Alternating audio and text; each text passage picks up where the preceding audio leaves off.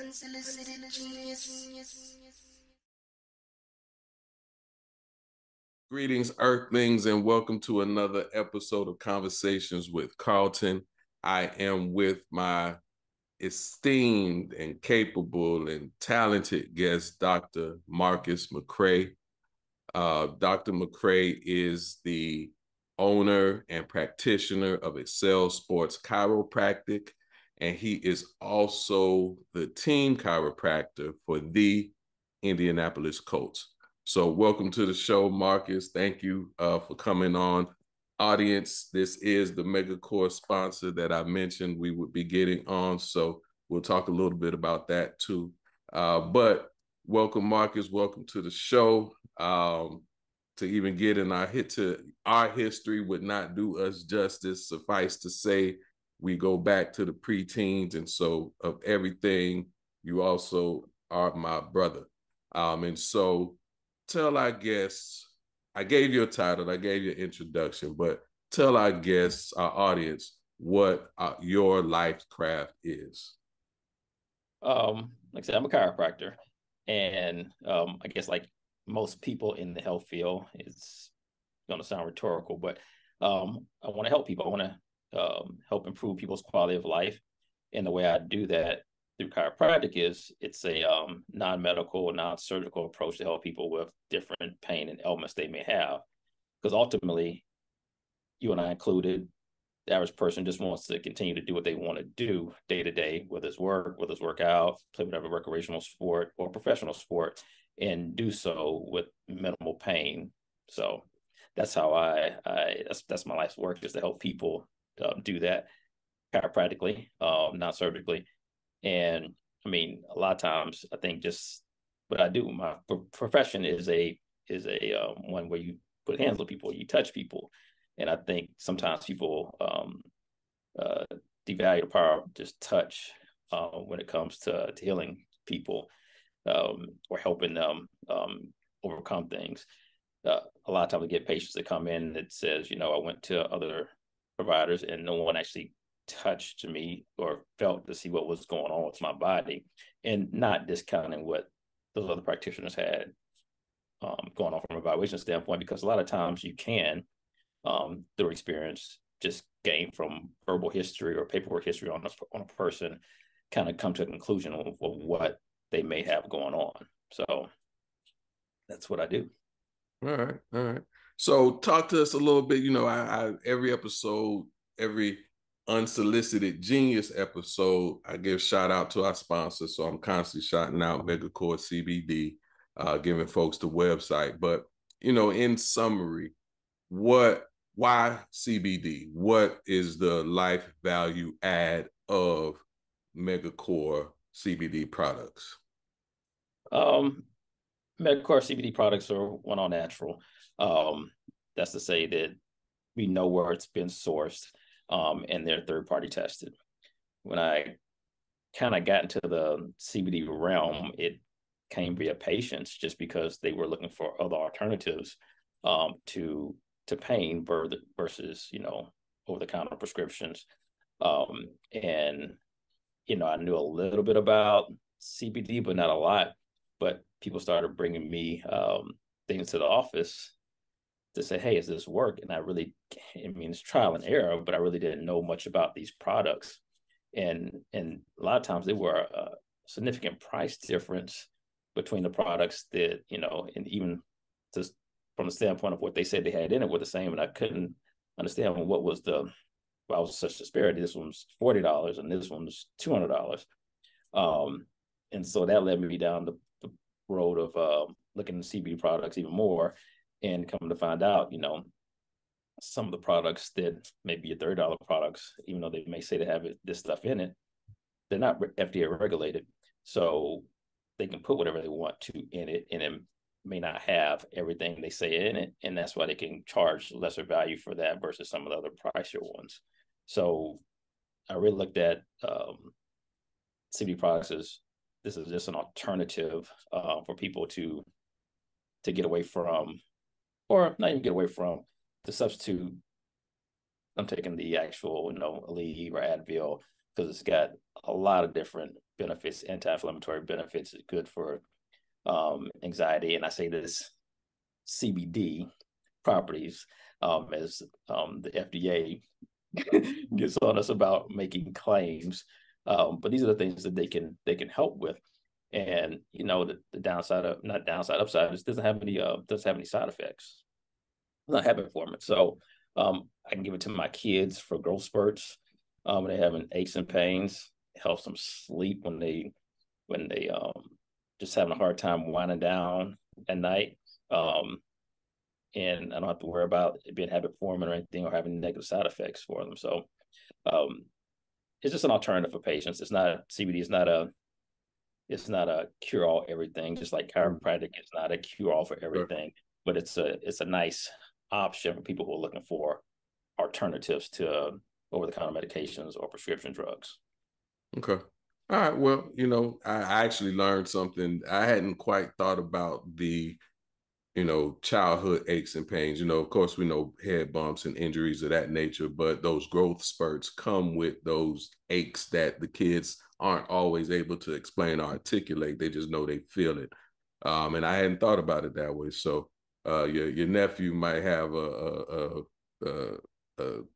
I want to say prescription, but your nephew may become a client. So we'll all right. So appreciate you sharing. And like I said, I'm so glad to get you on, because on Unsolicited Genius, we talk headline news, we talk sports, we talk entertainment.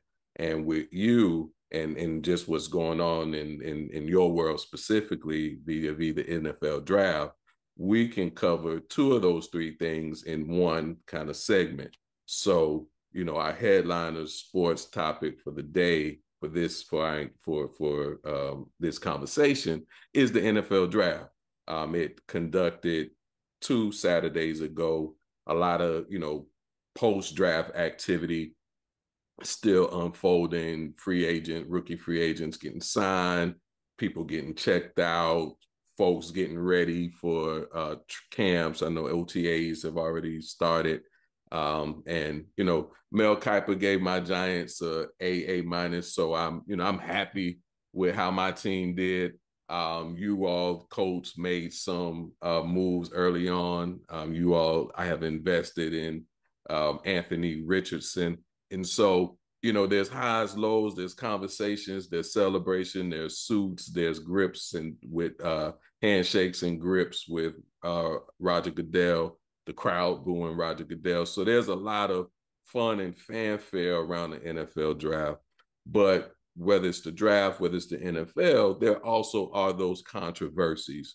Colin Kaepernick, concussions, the distribution of wealth amongst the owners to the players, et cetera, et cetera. And so in your work with the Colts, and you've been doing it a lot of years, as you experience it, what don't people see and or understand about the NFL draft? Ooh. Jump right into it. Let's get to it. What don't they know? I have to go back to, because I was an intern athletic trainer with the Colts back in 2000, that summer. And it was 5 of us interns. And one intern asked this question to one of our assistant athletic trainers at the time. He said, he asked, what are 3 things we should take away from this experience in NFL? And that assistant trainer said, well, 1, don't get attached to players because they come and go. And he said, 2, don't take anything personal. Because on the field, in the spirit of competition, things can be said, not personal. Things happen, not personal. So don't take anything personal. And number 3 said, it's a business. So it's a business, just like I have my own business. just like Chrysler has a business, Walgreens, CVS, the insurance companies, NFL is a billion-dollar business. And the draft is that interview process, essentially, for this business. And moving all those things aside, controversies,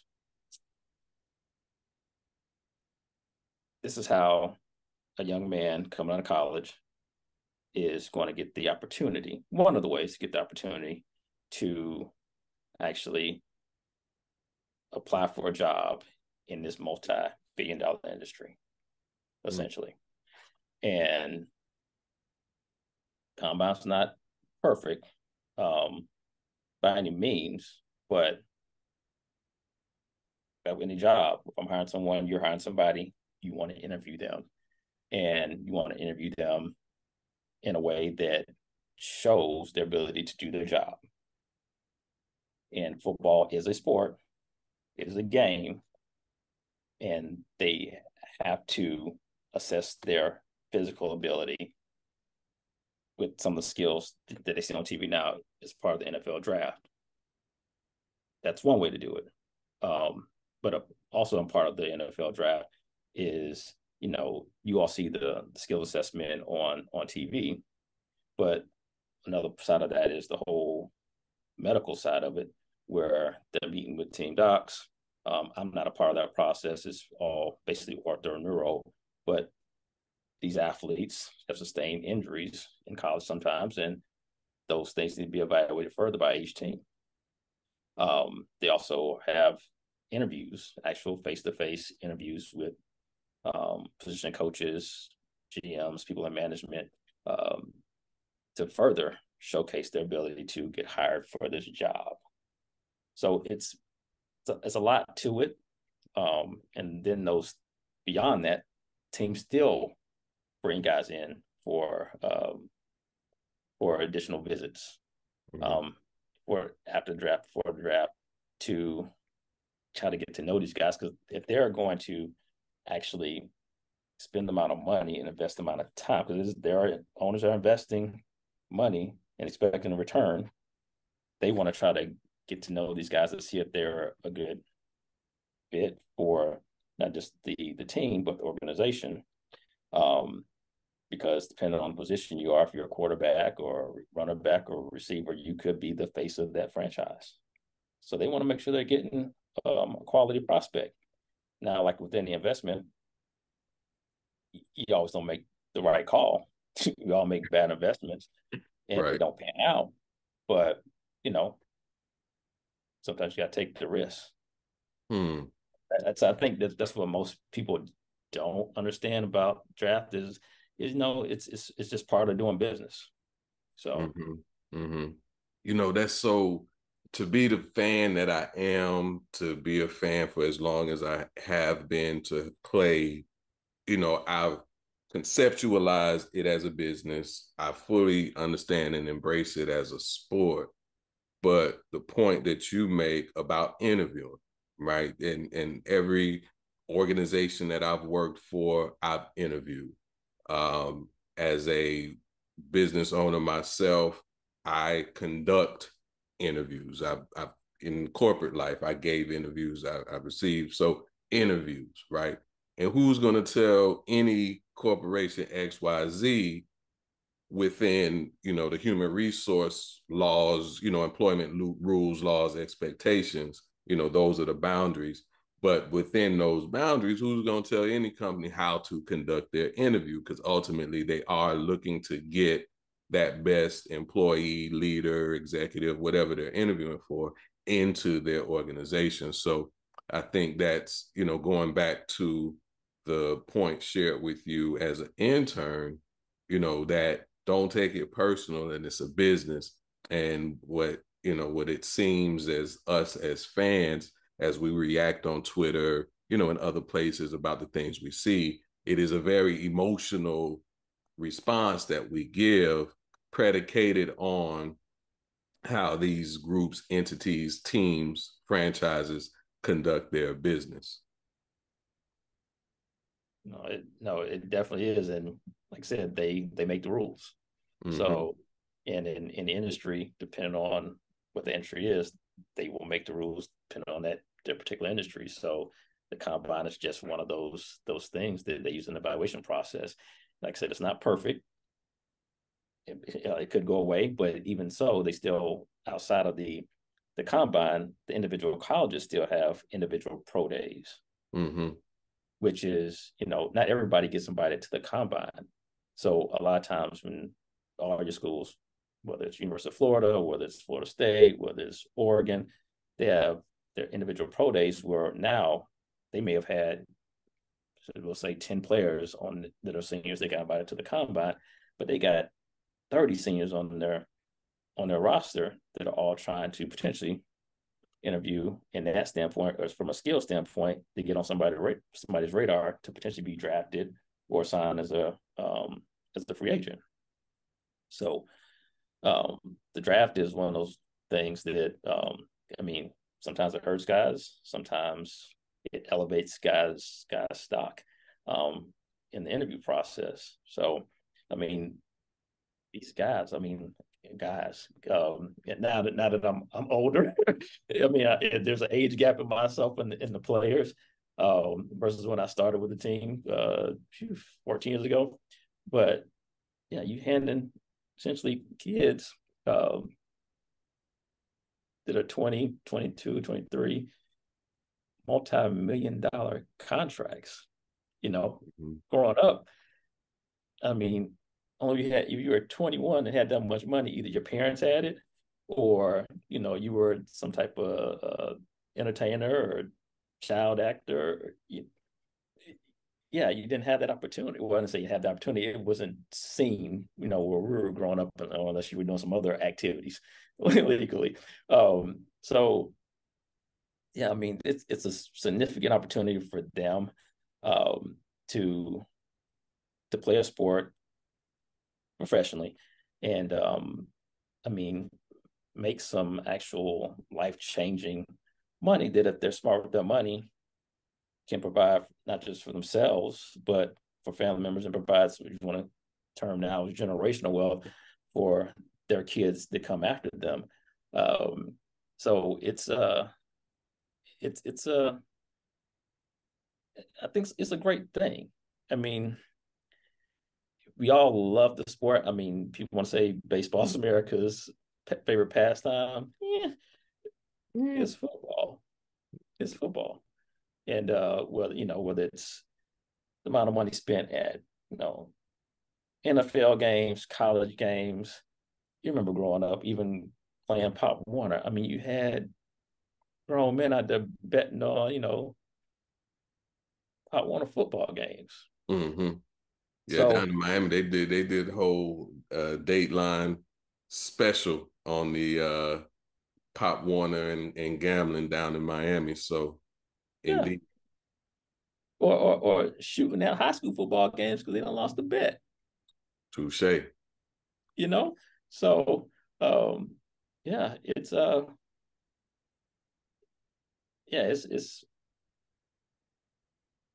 it's hard to put into words, like, the opportunities these guys have, but they do try over the years with all the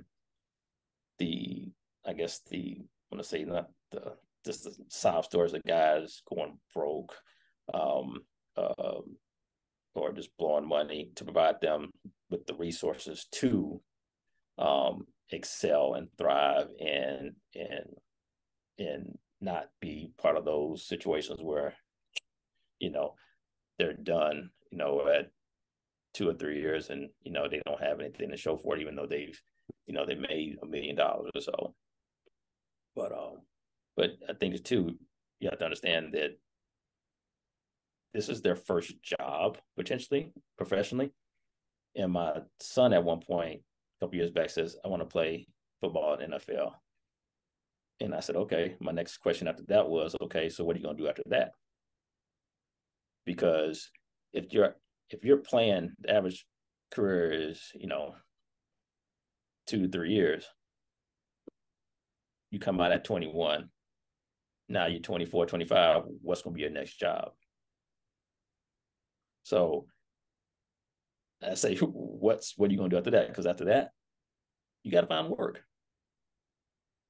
So let's jump into that a little bit, because, with the draft, with the combine, everything that you shared is insight, right? And often things as fans we don't see.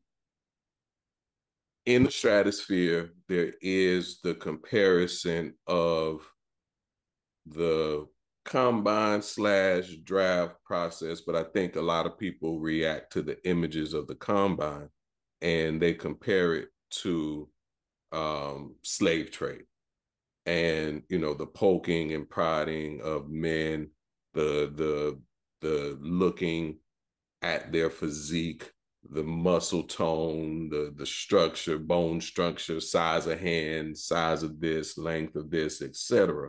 And so to watch, pick a movie, 12 Years a Slave, and then turn on the NFL Network or ESPN and see, something that has similarities can be jarring. I, for one, don't subscribe to that analogy explicitly, although, see one, see another, because of what exists on the other side. The opportunity to create wealth, the opportunity to pursue something that, for most football players is a lifelong passion.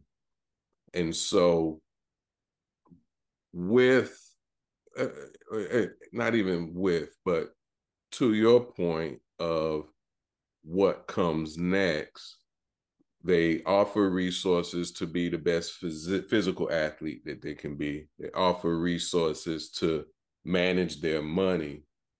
But in that transition from athlete to what's next, what is the NFL doing that you see? And where is there more opportunity?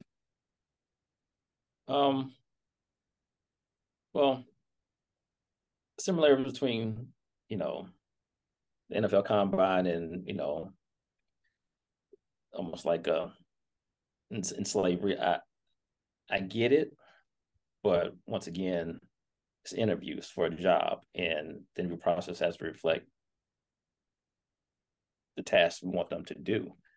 And I think people can make that conclusion that, or similarity, that it's modern day, I hate saying slavery, but or process of poking and prodding. But I think you come to that conclusion just because, yes, the majority of the owners in the NFL are white.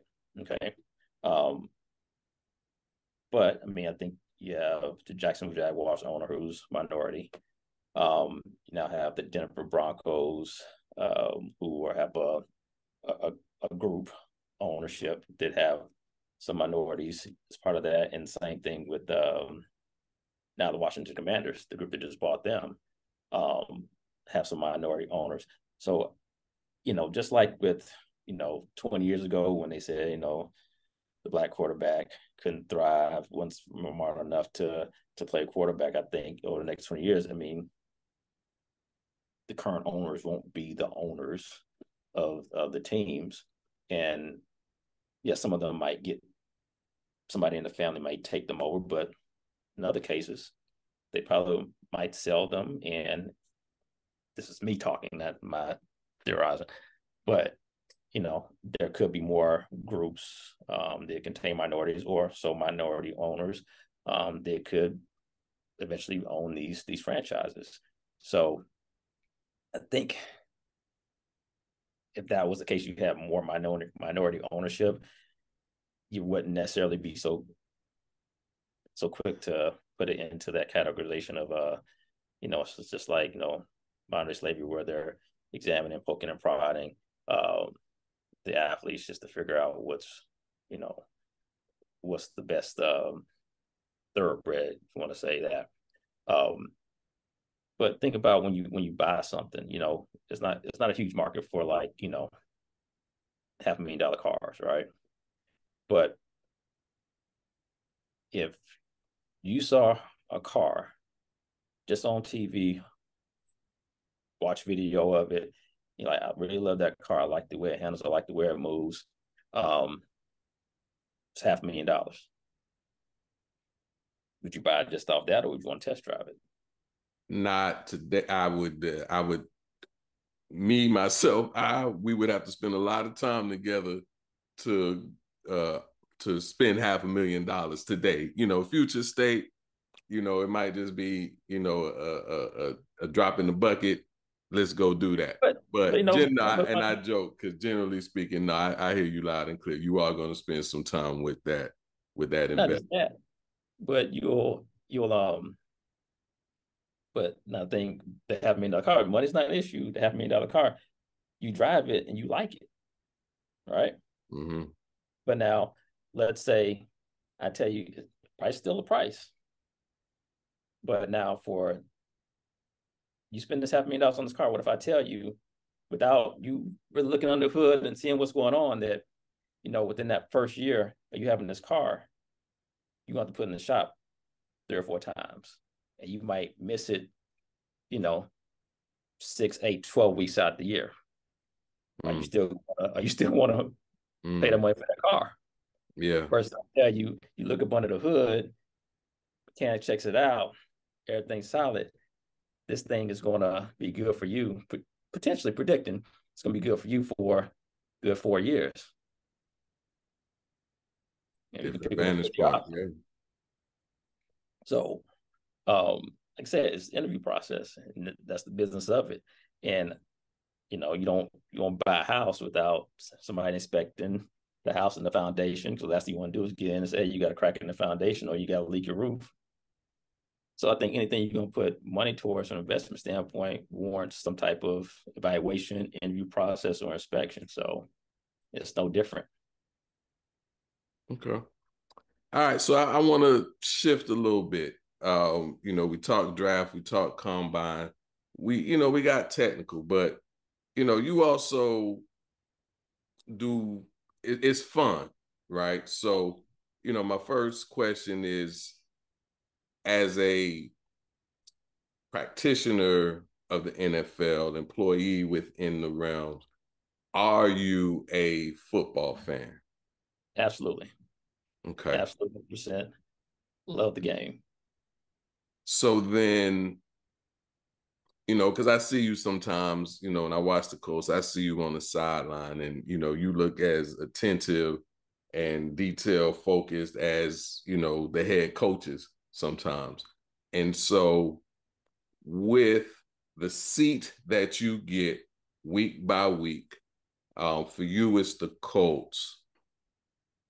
What are 2, 3 things, again, that you experience that the general public, general fan base, even if they're in that 50-yard line, a few rows up from the sideline, that they still don't get to experience? What are those 1, 2, 3 things that you see that we, the general fans, don't get to experience or know about? Well, first, the size of the guys once they put on the pads. You already take somebody that's already big, and then you put them in a cleat that's got another, 1.5 inches, 2 inches on it, and then the shoulder pads and the helmet. So not as one guy that I'm at his shoulder, I'm now at his armpit. It's like it's big dudes, and they solid. That's one thing. Next thing I think would be the speed of the game. Like, it's fast. It is fast. Like, I don't think even TV does it justice, because everybody is fast. It's not like high school or even in college, is everybody moves fast. I think I've shared with you before, when I was an intern with the Colts, we were at practice one day, and you have these water cows where the guys can come up and get water, but they're strategically placed by different position groups on the field and so forth during practices. And done the same thing at University of Florida. And because they have different plays with guys, they're on the sidelines or around the field, but depending on what's going on, you may have to move, get out of the way because a guy may be coming, inadvertently towards the sideline. And at Florida, it was like, oh, plays coming your way. Okay. I get to a move because, if you got time, I can move it out of the way. They're not going to get hurt. When I was an intern, I was at practice, and this is Peyton Manning, Marvin Harrison.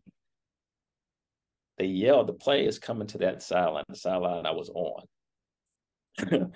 And I had just got a Band-Aid out of my fanny pack for a guy, giving it to him. And he's like, hey, Marcus, play's coming that way. I'm like, okay, cool. Let me give him the Band-Aid. I'm still just let me organize my pack and get everything back in there nice and neat how I needed it. And I heard him say hike. And mind you, Marvin Harrison was on the wide out on the opposite side of the field at the hash mark. Before I could zip up my fanny pack, he was at that hash on my side of the field, and I had to snatch that Gatorade cow out of the way so he didn't run into it. So imagine if I hadn't moved. Yeah, might have been it at the internship. That would have been it. That's so interesting because as watching from home in particular, when somebody on the sideline gets run into, first, you hope that they're okay, right? Generally, I hope they're okay, but it's almost like the moment at which they realize something is coming their way, you see it on their face, there's this, but the ability to actually do something about it, they don't do. And to your point, often it's that scenario. If you see it, it's already too late. Yeah, it's a lot. And that's why you see me watching the field so intently. Because, medical staff are all watching the field because we're looking for signs that a guy may be hurt, that we're not going to check when they come off the field, or somebody goes down, so we can signal the right person to go out and evaluate them. So that's why we're watching the field, because sometimes you might have two docs watching or attending somebody else. You always got to have eyes on the field to see, what's going on. And then two, sometimes you get caught looking, but then you have something happening on the backside you're not aware of. So you always have to kind of have your head on a swivel there. Because like I said, those guys cover ground fast and they're big, and you think you can handle a hit. Yeah, no, it hurts. I've not been run over, but this past year, one of our other team docs, he was actually looking at the Jumbotron, not in our stadium, another stadium, and lo and behold, somebody else came and ran. Full body, took him out. Sore. He didn't break anything, but yeah, he was hurting. He's in the 60s. He didn't bounce back, too quickly. But check him out. He's fine. No concussions, nothing like that. But yeah, he was feeling it for a couple of days. It reminds me about Dwight Freeney was telling us when he went. They used to have that Gatorade Sports Science show where they had players run as fast as they can and do their spin moves, stuff like that. They invited him to do sports science because they wanted him to time his spin move. He was telling us, and the guy had football pads and helmets on and sensors. He wanted to basically see how hard he can hit him and measure that force. And the wife said, he was like, "Want me to hit you?" I said, "Yeah, hit me." And so first time he hit him, but he said, no, no, I want you to hit me. Backed up and ramped up again. Said, no, I need you to hit me. I need you to don't hold anything back. Third time, he hit him and broke 6 of his ribs. You know? So, yeah. And everybody's bodies are made and are durable enough to, he had on pads, you know? So he wasn't a big guy from what I remember. So, yeah, you got somebody that's, 6'3", 240, 250 coming at you, full speed. Yeah. And that's basically a car crash happening every week. Every week. Yeah. Every week. And that's what when I have patients that come in my office because they've been in a car accident and they say, I'm sore, we know nothing's broke. And I say, well, yeah, that's what a football player is feeling. Sometimes the day after a game.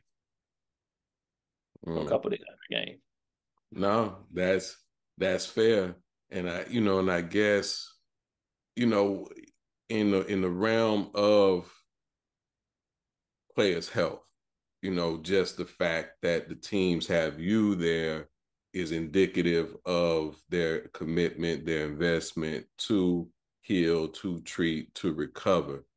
And so, that's the expected, so to speak, right? We know there'll be collisions. We know there are hits. We know there's soreness.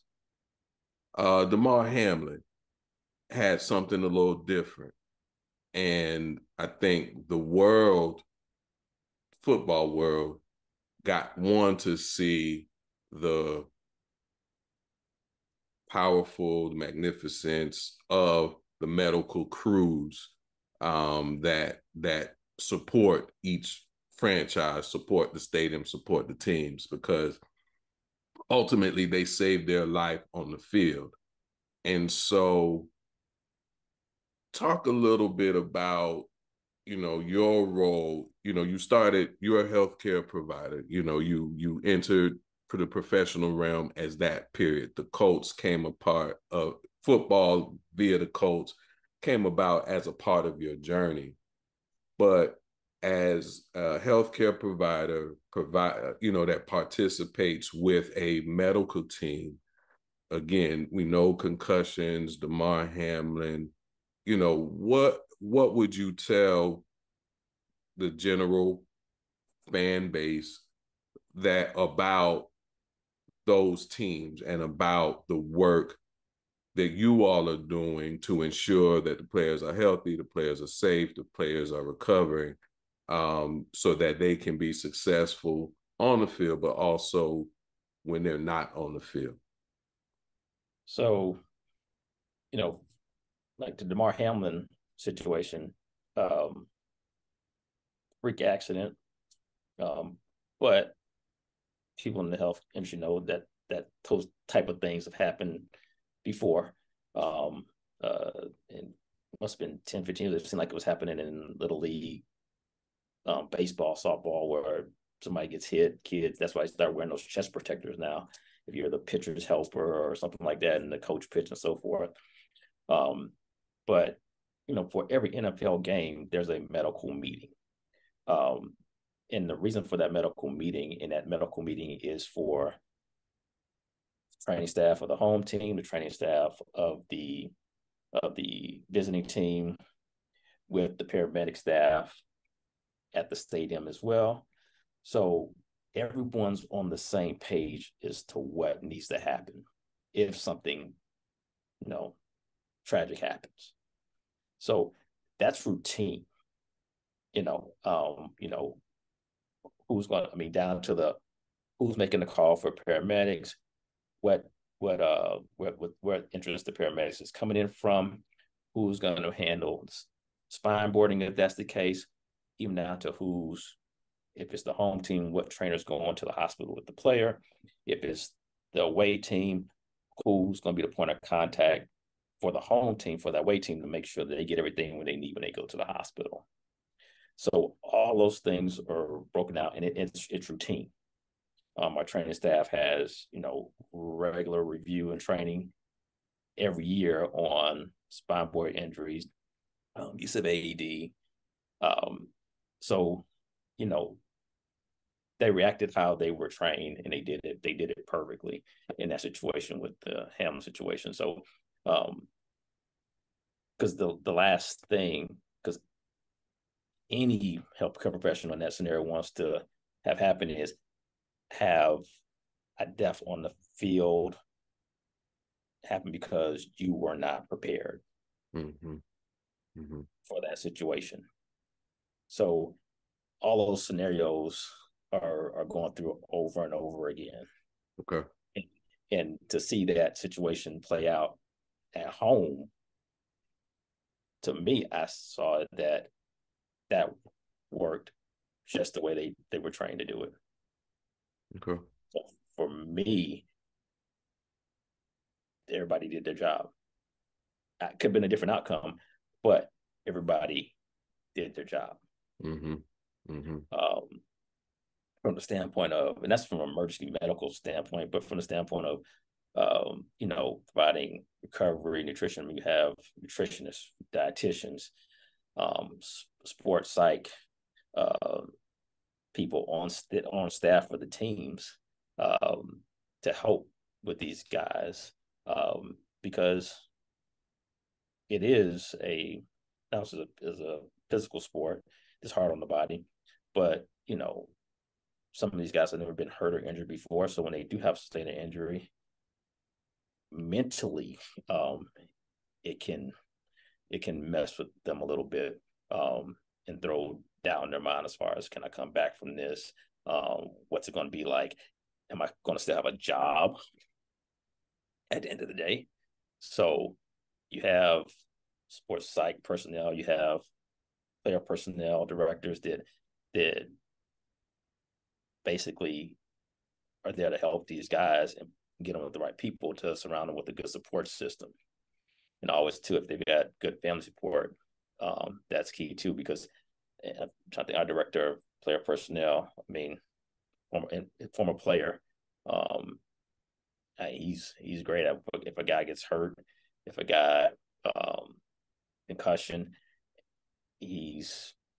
once he knows something, he's on the phone with the players' families, girlfriends, wives, to put them at ease about what's going on, or even put them on the phone to say, hey, he's okay, he can talk, So a lot of those things people don't understand, because as a fan, you're watching the sport and you want your team to win, or you just heavily vested in just how this player is playing, or now we got fantasy leagues and all these things that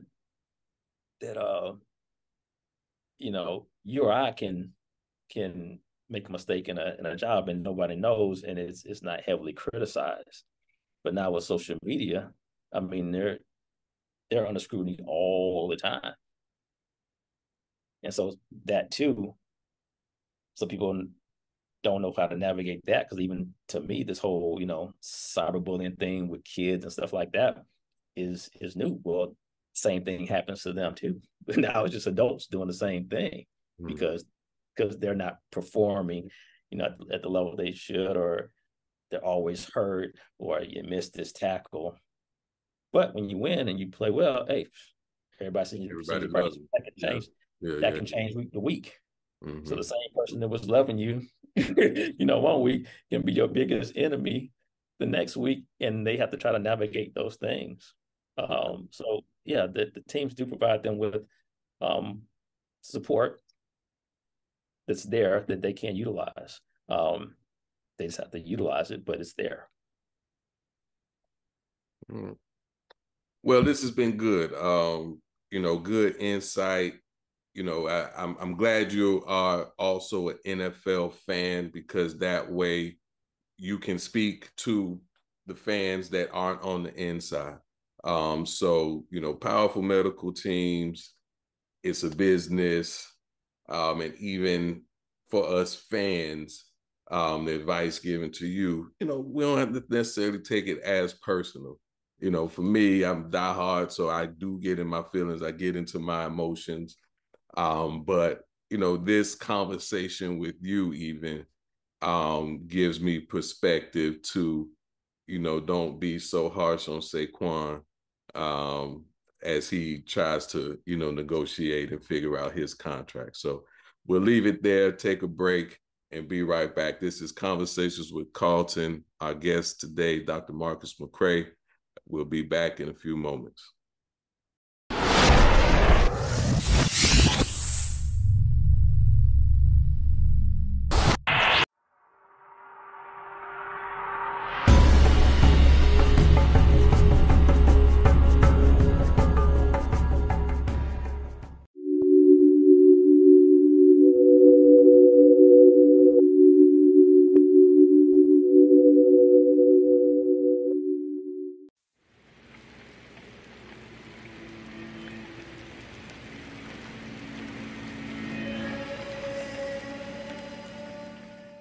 Good morning, good afternoon, and good night. And it will be so sweet, America. It will be so sweet.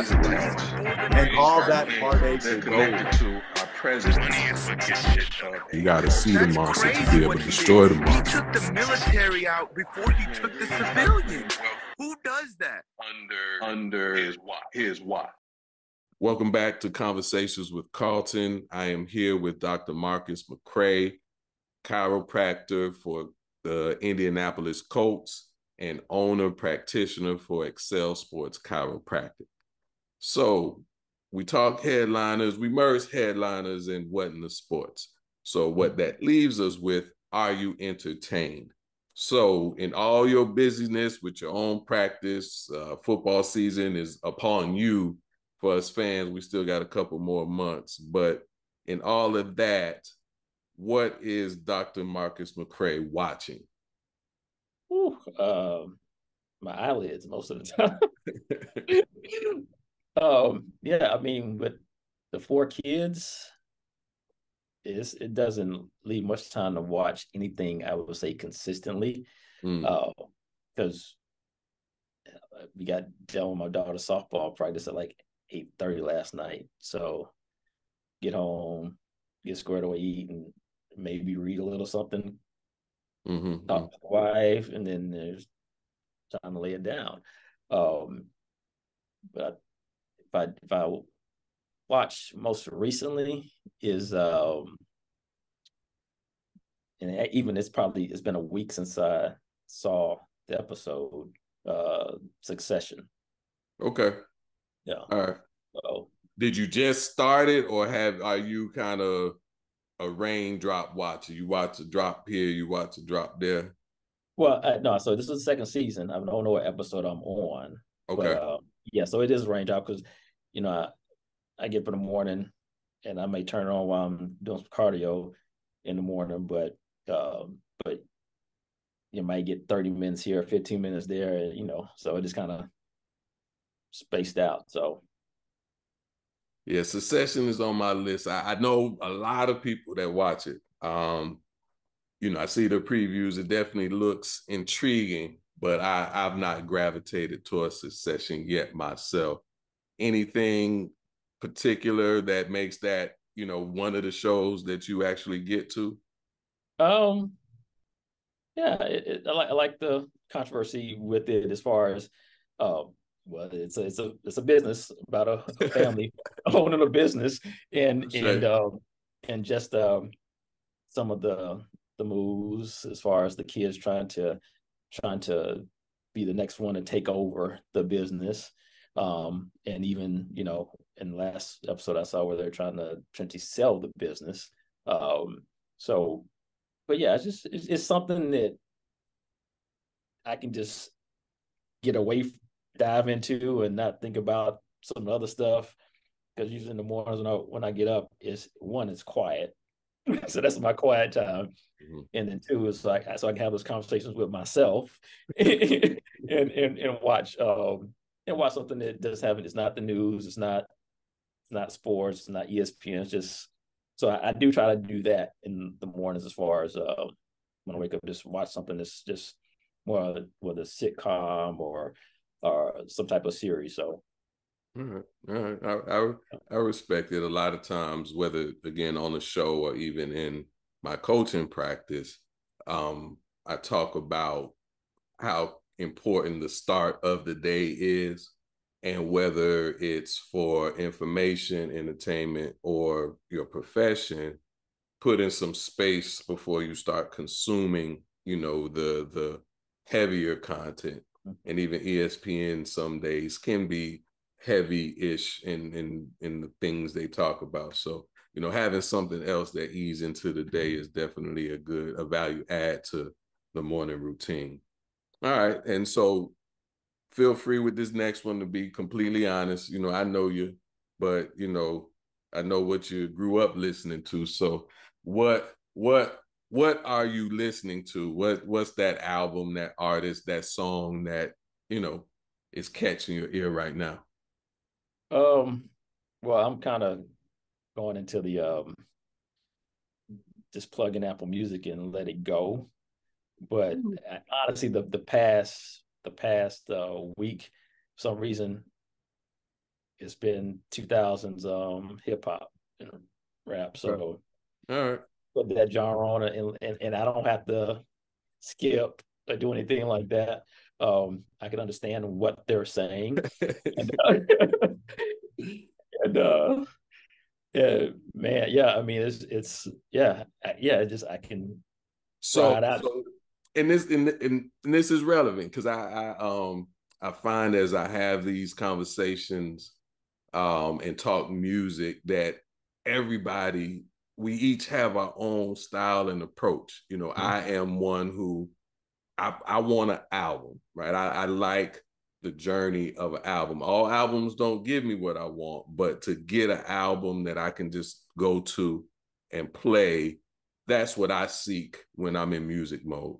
I do playlists sometimes, but what I hear you saying is you get up, earphones, car stereo, however you connect, but you just say a genre, a time period, and just let it go. You don't go ahead. Yeah, when I can, yeah. Okay. But like I said, 2000s, I can do that. I seem like 2000s, I can do that. You get beyond that, or even like 90s can't bounce around. But so I can tell you when that happens, I like my Outcast. Okay. Yeah, I can put on that station and let it just go too. Okay. All right. So you have the Outcast station. All right. I dig it. Any, so to say 2000s, any particular song get you inspired, maybe that you hadn't connected with in a while? Inspired? You saying well, you talking about inspire or get you thinking about when I was back in 2000? It's a public platform, so I chose the word inspire, but I think you know what I mean. Oh, it's so many, man. It's so many. And it's funny because I've had it on that station and my son is looking at me like I'm taking a practice or something like that. I'm like, every song? I'm like, yeah, like every song. Because I mentioned it on the couple podcast episodes ago, but for me it was Snoop. He's still relevant, he's still present, he makes music. He's not the hardcore MC, that he was back in 1990 something, but he's in our day-to-day. I just watched, his comedy special on Netflix. But so Snoop is present. Snoop is in my mind. I know what he did. I know who he is. But man, I listened to Doggy Style a couple weeks ago. Just sat back and listened, and I was re-impressed with skill, energy. The content is not that I would share with my child at this stage of his life, but for what it was in terms of content for us, granted probably the same age back in 1990 something, I was just, it was that word, that inspiration in just how much skill, how much fire, how much talent that he and his crew brought in that Doggy Style album. And so when I go back or, go into some 90s, early 2000s music, sometimes I get that surprise because I forget, I disconnect with how talented an artist may have been. I get that with Biggie. Because I don't think I truly, like, even during that time period, really like listened. And now it's like, hey, all right. Mm-hmm. Yeah. Kind of brother. But it's funny because I treat out at the facility now in off season 2 days a week.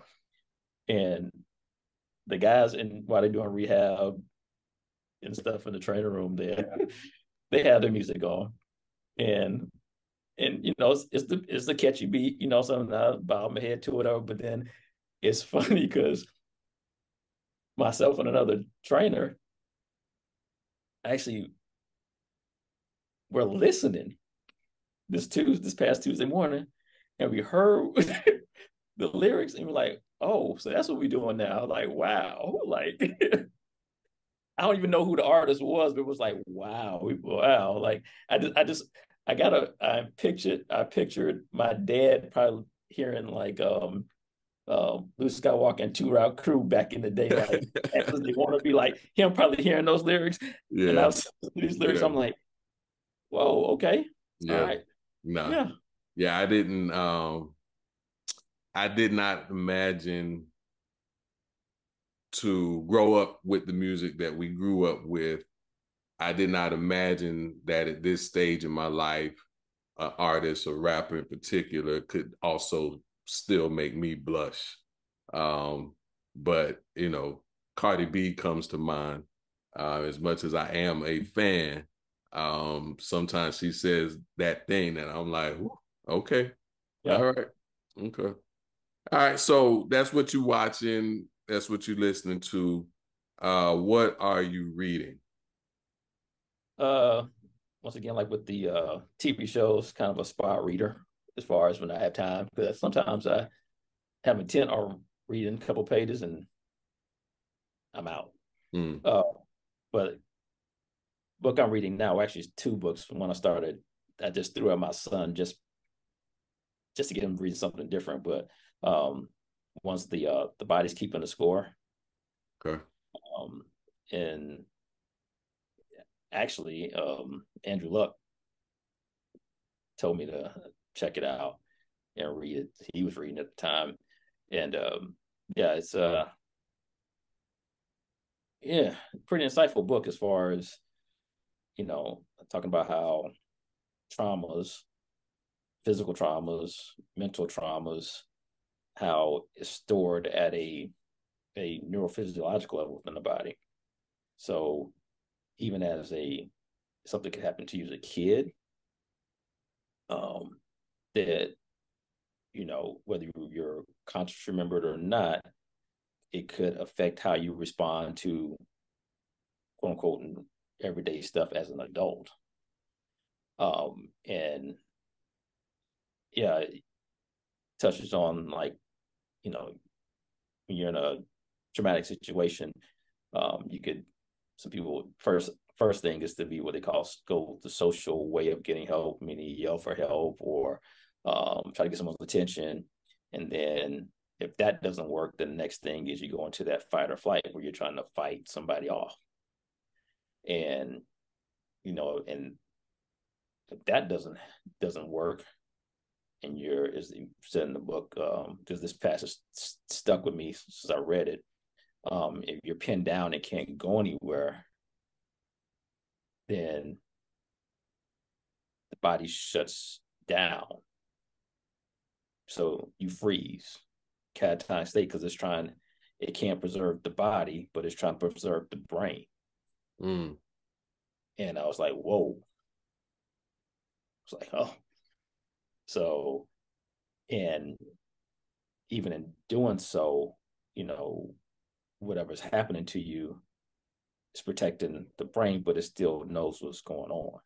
And it could predict how you respond to certain things later on in life, whether you're always in that fight or flight mode, or if you go into that, as they call it, just catatonic mode, where you freeze, and why some people respond that way in certain situations. And it's basically it's a psychiatrist writing the book, but he's coming from the standpoint of the way you kind of heal people, or you can attempt to heal people. You can't just do